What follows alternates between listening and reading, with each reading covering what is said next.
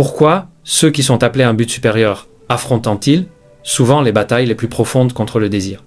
C'est un combat dont personne n'aime parler, pourtant il est plus courant qu'on ne le croit. Les raisons derrière cette lutte silencieuse sont choquantes. Si vous vous sentez dépassé par ce combat intérieur, sachez que vous n'êtes pas seul.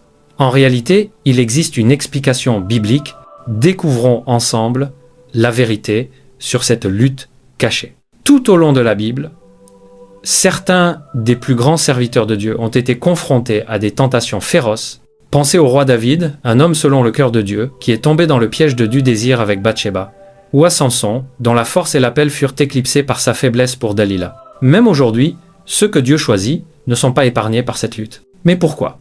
Pourquoi le désir semble-t-il frapper ceux qui sont mis à part pour la grandeur? C'est pas seulement une question de faiblesse humaine, c'est un combat spirituel, et l'ennemi sait exactement qui viser. La Bible affirme clairement que la guerre spirituelle est réelle. Éphésiens 6,12 dit que nous n'avons pas à lutter contre la chair et le sang, mais contre les principautés, contre les puissances, contre les dominations de ce monde de ténèbres, contre les esprits méchants dans les lieux célestes.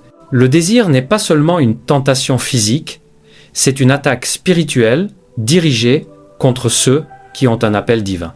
L'ennemi sait que corrompre la pureté d'un élu peut empêcher Dieu d'accomplir son plan pour sa vie. Mais pourquoi ce combat frappe-t-il si fort? Voici 5 raisons choquantes. 1. La sensibilité spirituelle rend la tentation plus forte. Être spirituellement doué signifie souvent avoir une conscience accrue, non seulement de la présence de Dieu, mais aussi des stratégies de l'ennemi. Le désir est un outil puissant utilisé pour distraire et affaiblir ceux qui ont un appel divin. Les élus subissent souvent des tentations plus intenses, car l'ennemi sait que s'il les piège, il peut ralentir, voire détourner leur croissance spirituelle. 2. L'isolement favorise les combats cachés. Les élus sont souvent mis à part, marchant sur un chemin que peu peuvent comprendre. Si cette solitude peut être une bénédiction, elle crée également une vulnérabilité dangereuse. Sans responsabilité solide ou relation spirituelle profonde, le désir devient une lutte privée. Le secret de ce combat le rend plus difficile à surmonter, et beaucoup souffrent en silence. 3. Un appel élevé attire des attaques plus fortes. Plus l'appel est grand, plus la guerre est intense. Le désir n'est pas qu'une lutte humaine naturelle. C'est une attaque spirituelle visant à distraire, épuiser et éloigner les élus de Dieu. De grands leaders, prophètes et guerriers spirituels ont chuté parce qu'ils ont sous-estimé le pouvoir de ce combat.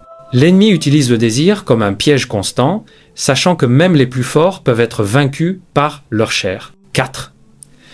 Les blessures émotionnelles créent des portes ouvertes. Beaucoup d'élus portent des blessures profondes.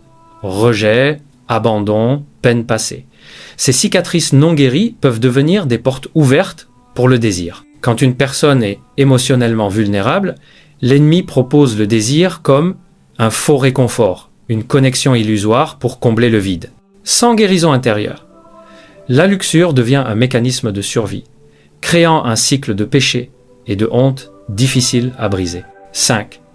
De grands dons spirituels s'accompagnent d'une chair faible. Beaucoup d'élus possèdent des dons spirituels puissants, mais restent humains. La chair demeure faible et sans discipline spirituelle constante, prière, jeûne et renouvellement de l'esprit.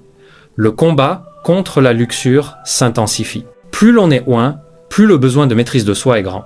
Sans fortifier leur esprit, les élus peuvent facilement tomber dans des pensées et actions impures. Le désir est un combat que beaucoup d'élus affrontent en secret, mais la victoire est possible. Grâce à la discipline spirituelle, à la responsabilité et à la guérison, ils peuvent surmonter cette lutte et continuer à marcher dans leur but divin. L'ennemi cherche à les piéger, mais la puissance de Dieu est toujours plus grande.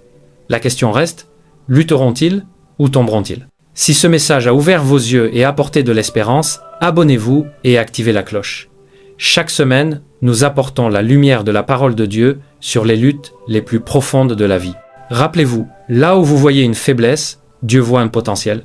Là où vous croyez avoir échoué, il voit la fidélité d'un cœur qui revient à lui. Et là où vous voyez une lutte, lui voit peut être quelqu'un choisi pour une mission extraordinaire.